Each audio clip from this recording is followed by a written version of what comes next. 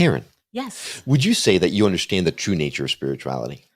I mean, the true nature, that's kind of a lofty, I don't know. It is. I have an idea. Well, I have an idea. we do tackle the hard topics on the show. Yes, we do. Okay. Well, and then in your estimation, what is spirituality? Do you have a week? We don't, actually. We've got about 12 seconds. Well, we probably should hear it from an expert, not from me. I don't want to screw anybody up. You know what? That's a great idea. So what if I told you that there is a large section of the spiritual world that's doing spirituality wrong? Oh. Mm-hmm.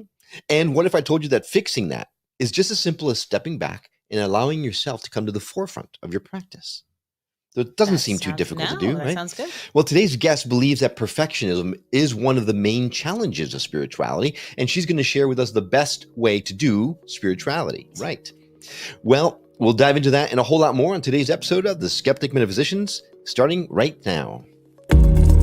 My name is Will. And I'm Karen. And unlike Mulder and Scully, we both want to believe. So we've embarked on a journey of discovery. We've talked to people deeply entrenched in the spiritual and metaphysical world. We've thrown ourselves into weird and wonderful experiences. I even joined a coven of witches. And wait, you joined a coven? Yep, all in the interest of finding something. Anything. That will prove that there's something beyond this physical, three-dimensional world we all live in. This is the Skeptic Metaphysicians.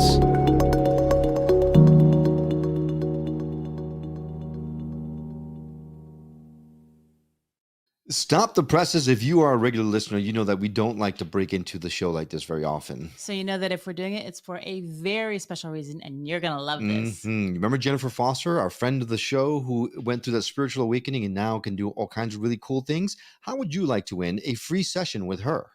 I mean, of course I would. Who wouldn't? All right. Well, then all you need to do is go to dropstation.io/skeptic metaphysician, and you can enter into a drawing to win not only a free session with Jennifer Foster, but there'll be all kinds of other rewards and cool activities you can do designed to help you get closer to us and our Skeptic Metaphysician community. And of course, you'll receive our undying love and affection. Well, that's a given. Hey, we're going to put that link in our show notes. So go ahead and head to skepticmetaphysician.com. You'll find the link directly there if you missed it. Otherwise, dropstation.io/skeptic metaphysician. I'll see you there.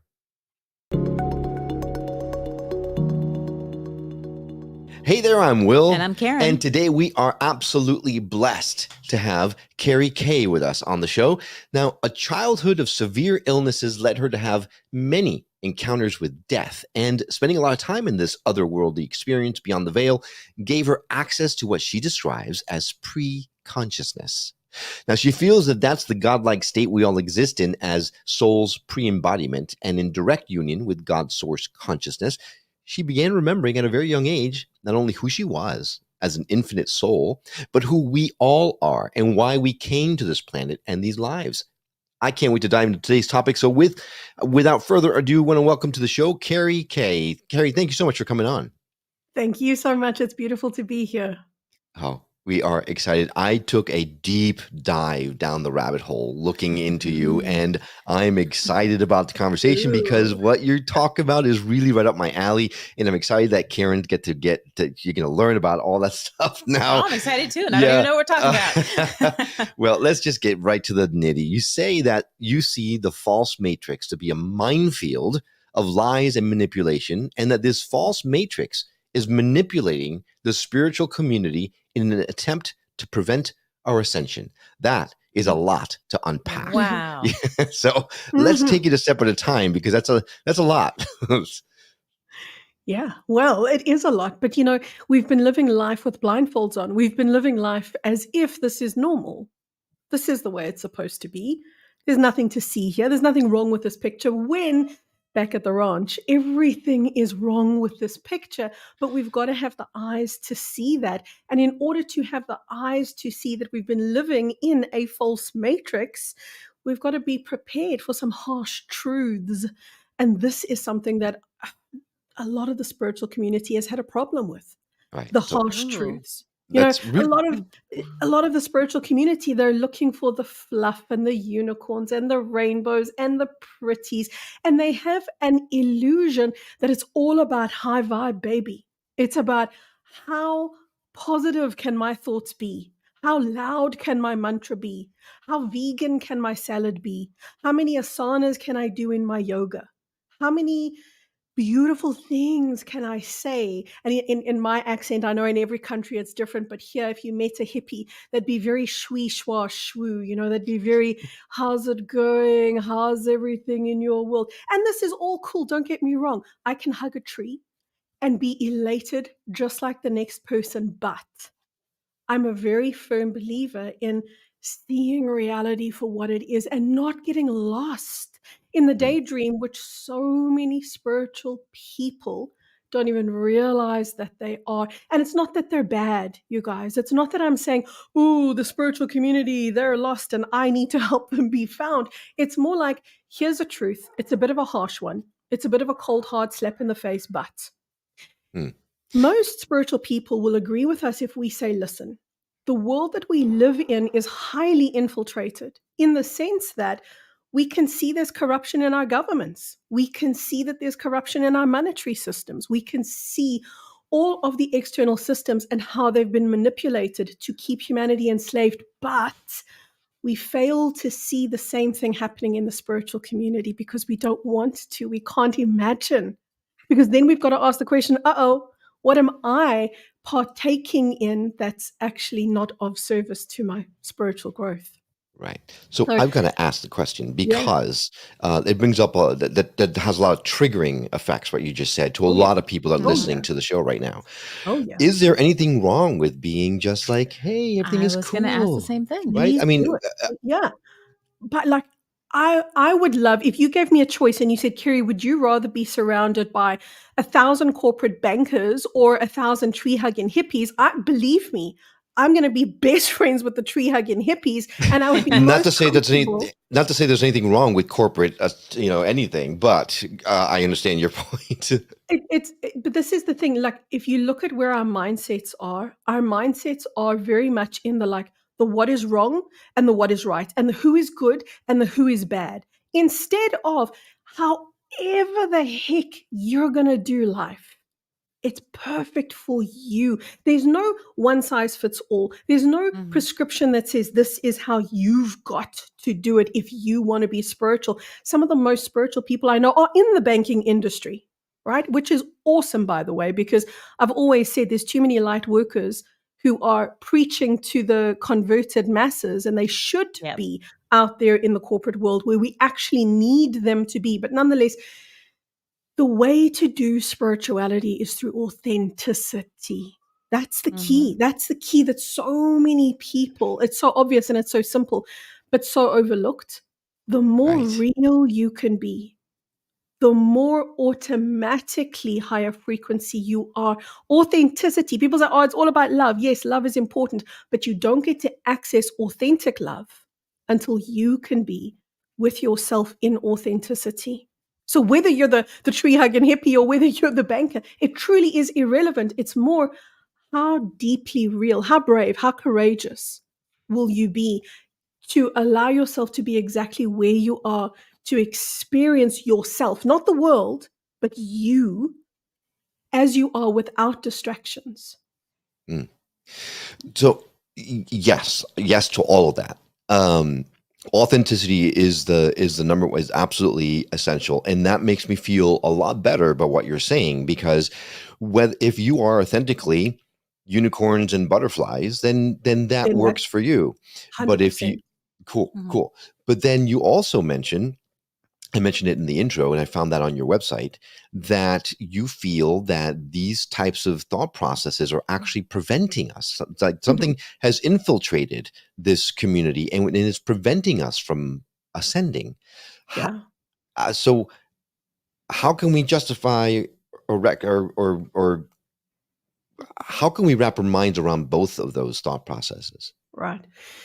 Well, authenticity is the key again, because like you just said, if you are authentically rainbows and unicorns, I got to tell you, my daughter, she's 8 years old and she is so damn authentically rainbows and unicorns. Nothing in this world is going to make her anything otherwise. That's who she is right now. Yeah, it's probably going to change, but it's cool. It's authentically who and where she is. Let's take my son. He's 17 and he is all about facts and figures. And for God's sake, he's into geopolitics. I don't even know how that happened. Is he really my son? Wow. Apparently he is. But these Did you mind-blowing get things a happen. DNA test going to make I sure that think I think I need to rule something out. The crazy thing is, this is who they are authentically as people. They're not going, hey, mom, what do I have to do to be approved of? What does the world need me to look like? And that's how you reconcile everything. It's not about, and if you look at spirituality, they've made it about a spiritual genre. That there's a certain way of dressing, there's a certain way of eating, there's a certain way of speaking, there's certain mantras, there's certain protocols that are very much geared towards how perfect can you be instead of how real can you be. There's a lot of spiritual people, and I deal with them every day. And they say to me, Kerry, I'm too afraid to get angry. I'm too scared, because what if it lowers my frequency? What if I become a really bad person because I feel really bad things? And that's where my battle with the spiritual community has been. It's not about what you're doing in your own personal private life that really resonates with you. Go do that more. It's more about, can you let go of an ideal that says you've got to be ideal? And can you exchange that instead for, I've actually got to be me. And sometimes that means I'm not going to be okay. And I've got to have the courage to be there anyway. Got it. That makes a heck of a lot of sense to me. Yeah. So it's all about authenticity and feeling your emotions, because we're all human, right? We're spirits in a human experience or whatever it is. So we're going to have moments of, they're going to trigger us. And those are the moments that are going to help us to grow. So if you don't have those, then it's difficult to grow, because I know when I'm triggered, my first thought is, okay, what made this trigger me? What is it inside me that this touch that made uncomfortable? And I'm able to process it and figure out what I need to learn from it and move forward. And then eventually next time it happens, it won't trigger me as much. Exactly. So when you're talking to someone and they tell you, I'm afraid to get angry or to lower my vibrations, what do you say to them to help them through that, to help them understand that that's partly where they need to be? Okay, now I'm going to make you laugh and you're going to go, oh, geez, who have we actually invited on our show? Because my answer to that is tough. Honestly, on my website, what you're going to see is Kerry Kaye, because that's my name, and underneath it, straight talking spirituality. Because if I were to just give you straight talk and you said to me, but I'm afraid of feeling anger, but I'm afraid of lowering my vibrational frequency, my answer to you is going to be tough luck, baby, because do you know what? You're not here to be perfect. You're here to be authentic. You're here to be real. And it's gonna feel uncomfortable, and you must be prepared for that. Too many people have the mindset that spiritual means perfect instead of spiritual means authentic. So you've got to delve in the realm that society, not just the spiritual community, society told us, this is no man's land. Don't go there. Angels fear to tread. Don't go there. And it's not safe. And who knows if those emotions aren't actually bigger than you, when the truth is, we will always think our emotions are bigger than us until we know how magnificent we are. And the goal of true spirituality is to get out of the specialness and into the magnificence. And I'll tell you what I mean by that. There's a lot of people that believe that they are better than. That's what I call specialness. Special is like the people who, they're going to walk around believing that they're somehow a purer version of human because they never get angry, for example, right? Or they never feel depressed, or whatever the case might be. That's specialness. But magnificence is only about 1,000,000 times more special, more magnificent, more beautiful than you would ever dare to imagine. But you've got to go through the minefield of your own fears before you get to walk there, before you get to see the magnificence. You've got to have your tough luck moment. You've got to face, oh my God, I do actually feel these things. You've got to face them, to dissipate them, to move beyond them. Right. And do you find that a lot of people that you work with feel like they don't deserve that magnificence? Because so much of what we're taught about ourselves is, you have to work harder, you have to be better, you don't deserve this. Yeah. I don't have that So problem. he's special. I am. I mean, not to brag, but I might be one of those better than people out there. Now I see who I'm dealing with. Will. Yes, Yeah. and you thought you were worried about us inviting you on the This is the show. minefield I have to get through. Good luck, Karen. You got your work cut out. No, it's obviously it's all in fun, but that is a great question. Yeah. So there's a huge stumbling block that I see people having. And Karen, what you've asked just touches on that, because they're so conditioned to believe that they've got to, I want to use this word, repent. In other words, they've got to go into all the pain. And here I am telling you, yes, you've got to go through the pain, but the optimal word there is through, as in pass it and go out the other side. What a lot of people in the spiritual community and the self-help community, the personal growth community, what they're doing is they're delving into the trauma and sitting down inside the trauma and using that as an identity because they believe that's what they're worthy of. They believe that they've got to hold that density, when that is not what we're here for at all. In fact, sometimes it's harder for people to embrace their light and easier for people to embrace their darkness because they're conditioned to believe, yes, I am bad. Yes, I am unworthy. Yes, I am a terrible person. Whatever their beliefs are, they find it more believable, which is terrible and tragic. But they find it more believable to believe the worst in themselves than to imagine this divine magnificence. So, based on that, what do you believe about the concept of karma? Because so many people think they're here to work through karma from past lives and it's going to be hard and, whatever. I have a different belief on that, but what do you believe about that? I think karma is a heap of BS. I really do. Yay! I love you just made a best friend. It's part of the risk. I mean, no offense, karma people, but right, exactly. right. But talking about triggering people. I know.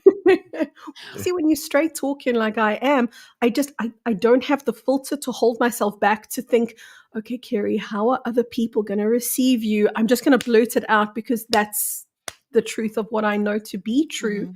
And that is that karma is a program of the false matrix, and it's rooted in the concept of suffering.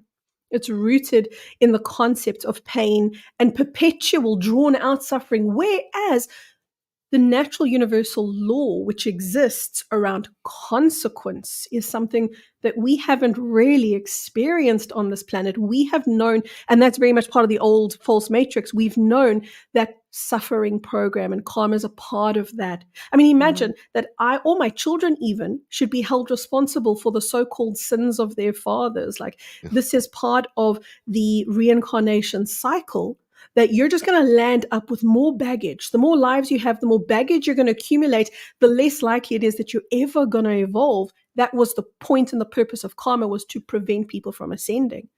But having said that, there is 100% a consequence, universal consequence.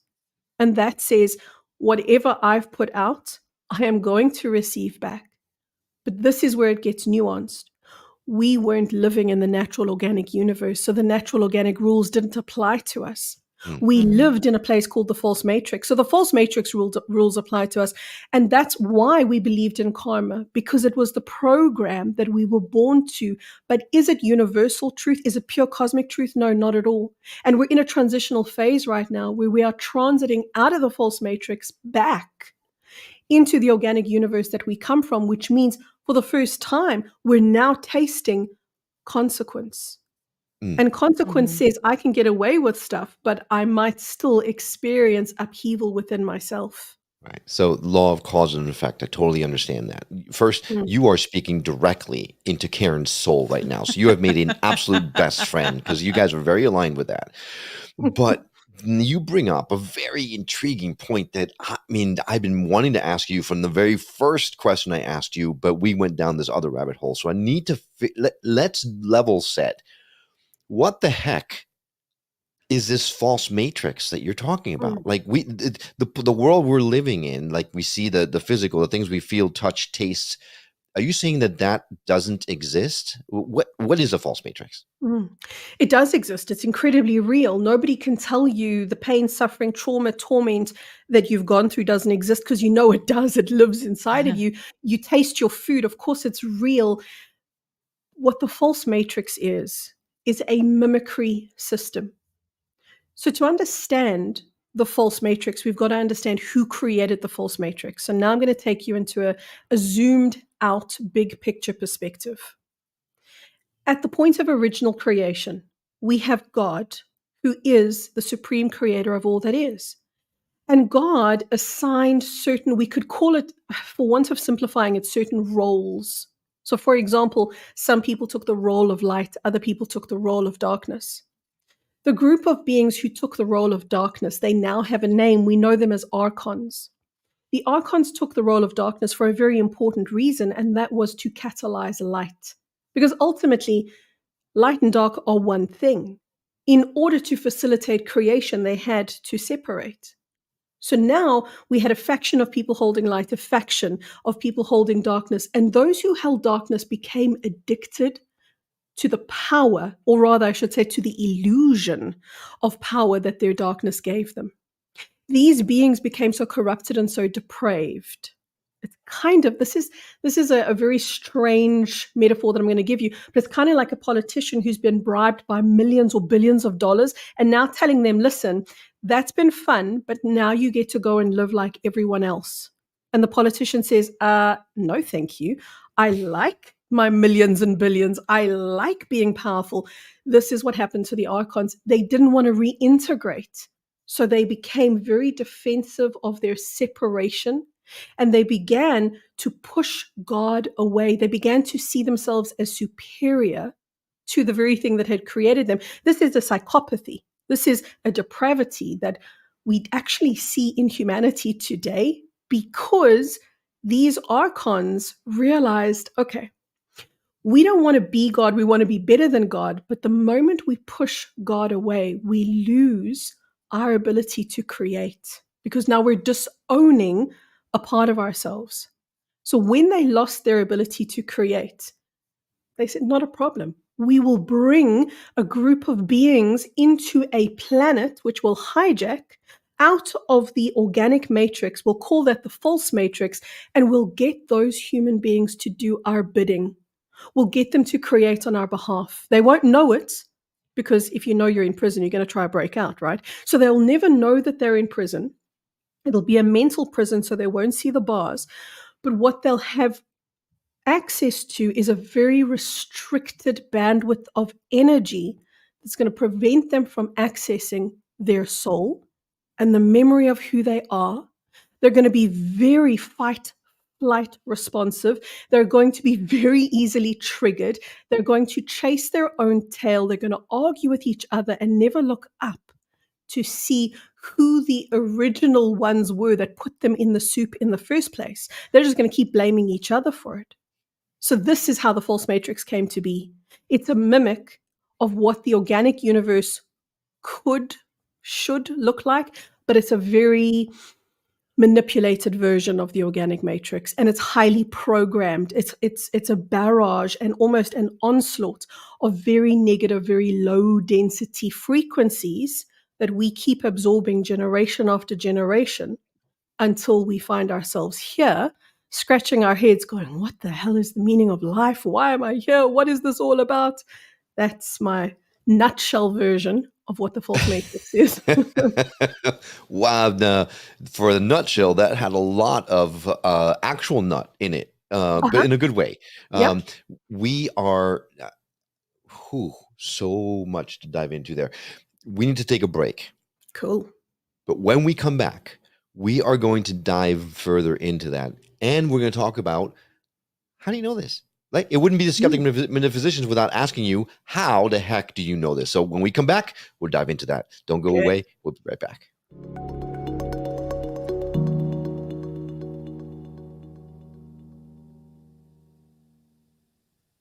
Welcome back to the Skeptic Metaphysicians. We're talking to Kerry Kaye, who is blowing our minds about archons and false matrices and perfectionism and the reason why we shouldn't be in spirituality. And right before the break, Carrie she went down this. I mean, we keep saying the word rabbit hole, but that's really the only thing that fits into this, right? Because it is such a deep conversation and we can go into so many different areas of it. Yeah. If you're just joining us, rewind this thing and listen to Carrie's message again right before the break, because this is where we're going to be diving into here now. Because you said a lot right before the break. You said a lot, and there was a lot of stuff that it's sometimes it's kind of a little difficult to believe, for lack of a better word. But at the same time, we've heard these messages again and again and again, and I don't think we've ever asked the question, how do we know? Like, where did you get these messages that make you so sure that this is indeed a false matrix? Mm. Because I died and I came back and I saw it. When I was really young, well, I was incredibly ill. And I didn't realize it at the time, but being so sick for so long was the best thing that could ever happen to me, because it gave me an open door outside of the false matrix. Now, to give you an idea, I spent most of my childhood in hospital, quite literally. I spent more time in hospital than I ever did at home. And that was until I was around about a teenager. So Wow. in that time of serious illness, I was very often on the brink of life and death. And just there on the brink, I got this magnificent experience. Now, some people will call this an NDE, right? A near death experience. But to me, this is something much bigger than a death experience. This is a life experience. It was a near life experience. I got to go back to the supreme mind and heart that we all come from. So some would call this God. But the truth is, when you're there, it's so much bigger than God. It's like this infinite oneness, and you get plugged into. You're not separate from it. You don't experience yourself as a human being or even a separate identity. You experience yourself as part of the whole. And when you're inside the heart and mind of that wholeness, there are no questions, because you're plugged directly into all that is. So you know everything in the time that you're there. And then I would get better, and I would come home from hospital and I would be normal and go to school and be a human being, and then get sick again and go back to God and go back home and go back to God. And so this is where I spent my childhood, backwards and forwards between the false matrix and the organic universe. So Wow. that's how I know what I know, because I've been there and I've seen it. And it's once you see it, it is so freaking obvious that you think, number one, how did I not see it before? And number two, how do people walk around believing that this false matrix reality is all that there is, when just a taste of true unconditional God's love is enough to transform an entire civilization for all eternity? It is the most potent, moving, powerful, indescribable life force that ever there is. And when you're touched by it, you will never be this. You can never be the same again. You can't think the same. You can't feel the same. Everything is forever changed.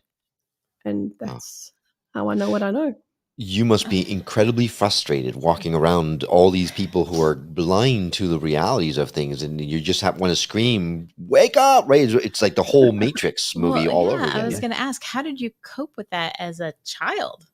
Yeah. This information, these two realities that, how did you handle that? In two ways. The first is to learn to say the word okay. Like, for example, even today, people will say to me, "Oh, do you know that," for example, "do you know that karma is a real thing, and this is why karma matters," and da da da da da. And I just go, okay. Okay has saved me and my mental health and my sanity so much, because I don't debate and I don't argue. I share my truth, and when people are resonant and they pick it up, then that's perfect. And when they're not, then that's equally perfect. So number one, I just go, okay. But number two, when I was a child, there was a built-in saving grace there. And that is that I never integrated everything that I experienced at the God level into the human Kerry until I was an adult. I only integrated pieces and parts.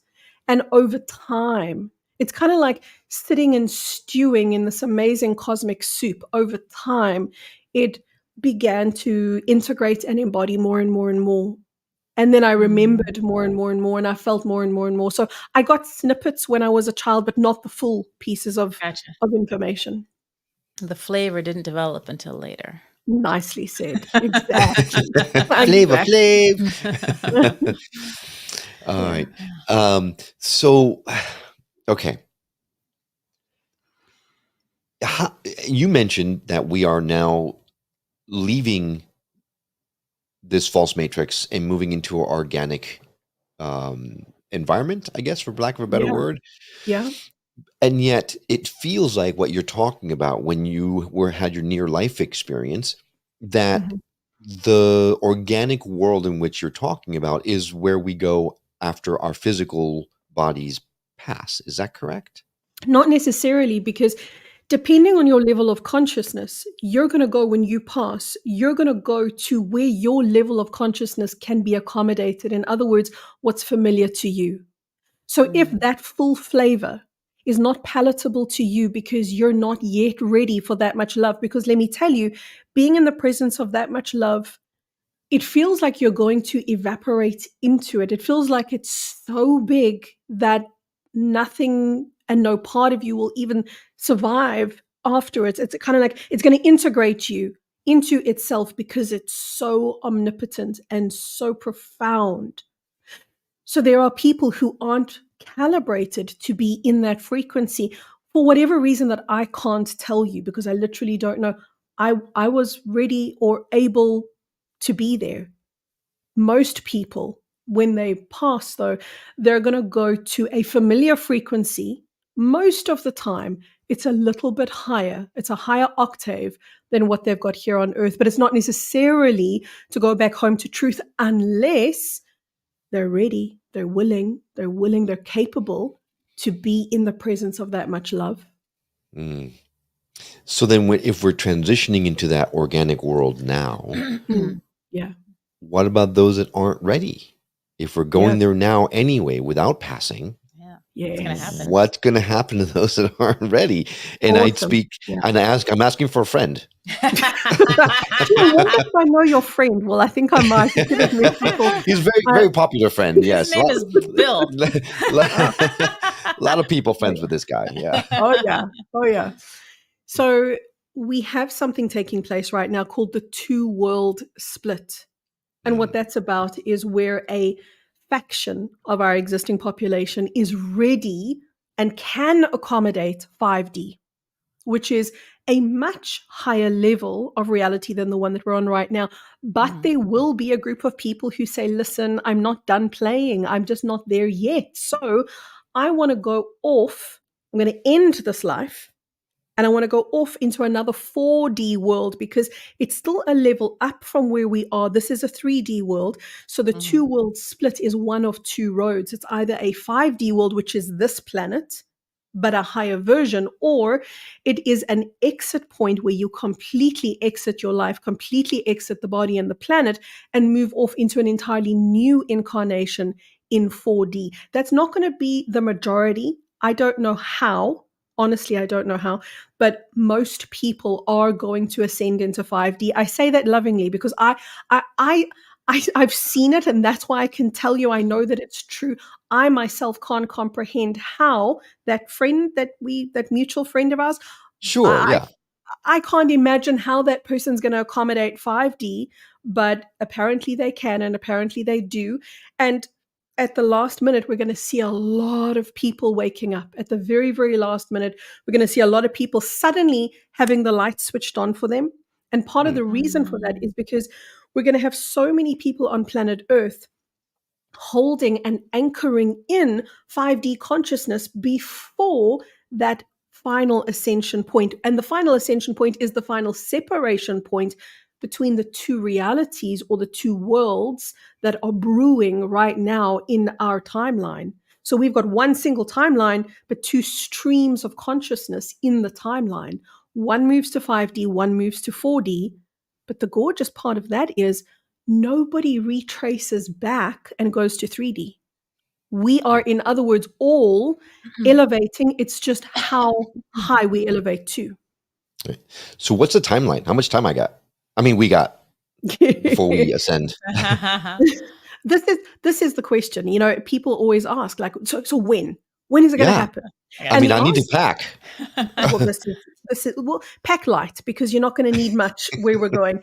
So the cool thing is that there is no time, and there's never meant to be a time prediction. And if somebody gives you a time prediction, run away, because the truth about ascension is that it's never going to come at the right moment. It's kind of like, I know not everyone's going to relate to this analogy, but I'm a mom of 3, so I can. So I'm going to tell you this analogy. It's like when people said, when are you going to give birth? I knew it was never going to be at the right time for me. It was just going to be the right time. But it was just Mhm. 3:00 in the morning was certainly not my right time, but that was the right time for my children. So ascension's the same thing.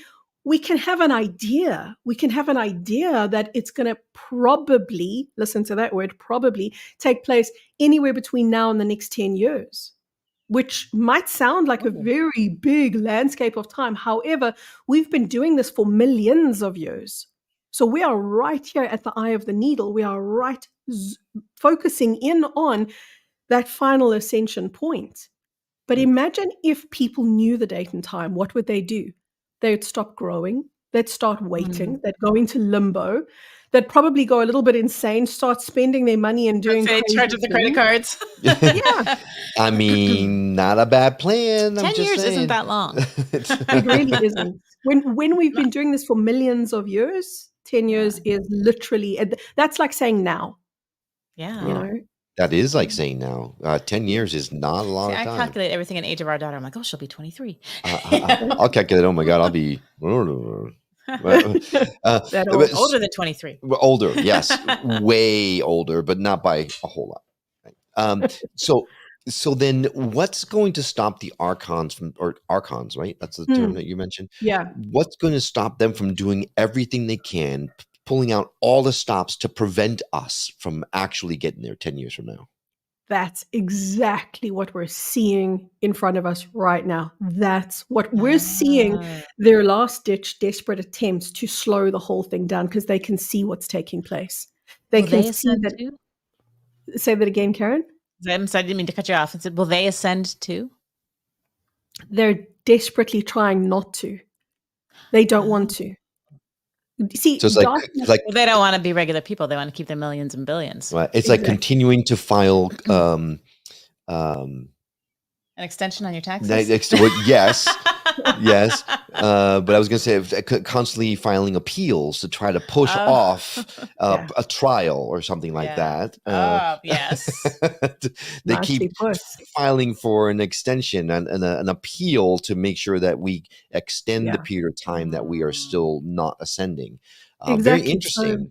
Quite fear and amazing chaos. parallels. That's all that they've got. That those are the tools at their disposal, and they are using those tools of fear and chaos to the best of their ability. But eventually, when we have enough light workers on the planet, or whatever people call themselves, spiritual warrior, starseed, light worker, being of consciousness, doesn't matter what the name is, when we have enough people holding light, holding love, holding higher resonance in their body, we become very untouchable by that low frequency.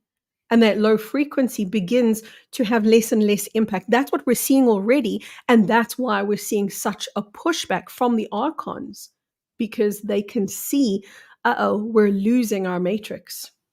So then the archons are uncanny at convincing people that they're not actually archons, but rather angels, right? So what would you say to people that are completely hoodwinked by these no, we won't ascend folks, but are convinced that they are on the opposite side, that they feel that they are the ones that are here to bring about change? Yeah. There is so many, and this is where we started the conversation, really, was talking about how within the spiritual community, there is so much manipulation and misinformation. And now, given the scope of the conversation we've just shared, you can see why of all sectors on planet Earth, the spiritual community had to be the most infiltrated, because this is where the powerful people are. This is where the people who can truly become a ripple that changes the course of reality, this is where they're hanging out, in the spiritual community. So what we have is a group of spiritual people who need to stop being hoodwinked. And the only way to stop being hoodwinked is to start accessing your authenticity. You will never trust the right person until you can trust yourself. In fact, you've got no business trusting anybody else until you learn to trust yourself. And that takes connection to self. That takes the getting real and the getting into the nitty-gritty. You know, there's so many people out there. And again, this is a bit of a straight talking bombshell. There's so many people out there who channel archangels, for example. And I'm not saying they're all bad and I'm not saying they're all wrong, but I am saying a lot of them lack discernment. And how many Archangel Michaels are there really? Because according to all the people who are channeling Archangel Michael, there must be about 10 million. If we stop giving our power away to other people, so Archangel Michael, who I'm channeling, is going to tell me what's going to happen, and this one's going to tell me, and that one's going to tell me. And instead, we start tuning into ourselves and realizing that, oh yeah, it's true, we are the ones that we were waiting for. Then we grow up, we mature spiritually. And when that happens, we can start seeing reality clearly.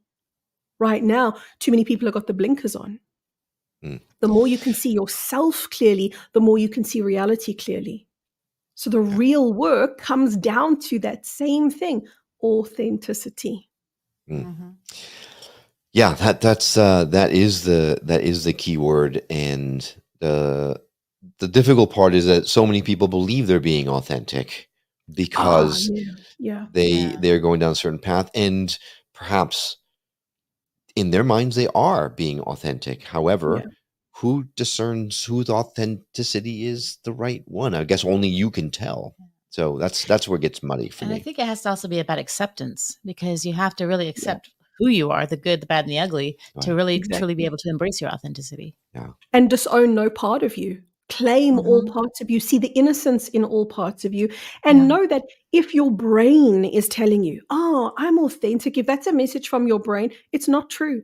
Because your brain is part of the imposter syndrome that we've all lived with here in the false matrix. The brain is entrained to lie to its own self. That's part of the prison of the false matrix that we were caught in. Whereas if you feel authenticity, so you're not thinking the words, oh baby, I'm the most authentic person that ever there was. You're actually, I mean, unless you are, I'm just saying. Look, you know, I must be honest, I did forget that one person here on planet Earth. Right. Let's not forget that person. He's important. If you feel, and it's kind of like, you know, there's a choking, vulnerable, raw feeling that you get when you are being so damn real with yourself. If you're there, it's not a thought, it's a feeling. And if you're in the feeling of authenticity, that you're done, then you're authentic. You're in it, you're doing it. That's how simple it is. Just don't think it, be it. Right. Oh my God. I love talking about this stuff. This is like, the time has flown by. Kerry, this has been absolutely fascinating. And I mean, it in every single way. I not once did I search for the questions I listed down. I just had a conversation with you, and that's the mark of a wonderful connection conversation. So thank you so much for coming and opening up our eyes about these kinds of things, because that is freaking amazing. Yes, a whole lot to think about. A whole lot to think about. And I know that this is not going to be the only time we talk, because I know we've just scratched the surface. But if someone wanted to dive deeper into this stuff or reach out to you in any way, what's the best way for someone to do that? Best way is my website, kerrykaye.com. And it's K. Most Americans, I love you guys, but my name is Kerry with a K, not Carrie. Like you carry your bags, but that's not me. I'm Kerry, Kerryk, kerrykaye.com. All right. Well, we're going to put that link directly in our show notes so that you don't have to worry about whether it's Kerry or Carrie. Just go to skepticmetaphysician.com. You'll see her episode right there in the front page. Go to the show notes and you'll find the link directly laid in there. So it's easy for you to reach out to Kerry. And I promise you, you will not be disappointed. This has been wonderful. Kerry, thank you so much for coming on the show and opening up our eyes. Thanks, you guys. Thank you. And a huge thank you to you. We know that there are tons of options out there, and having you decide to come along on our journey of discovery with us is an absolute honor for us. We'd love for you to contribute by sending us a voicemail or an email from our website, or leave us a review on Apple Podcasts or any other podcasting platform that supports them. Karen and I love hearing from those that are moved to message us. It truly does fuel our passion. You are the reason we do this show, and knowing what you like and don't like help us craft the very best show we can so that we can help raise the vibration of the planet together. Well, that's all for now, but we'll see you on the next episode of The Skeptic Metaphysician. Until then, take care.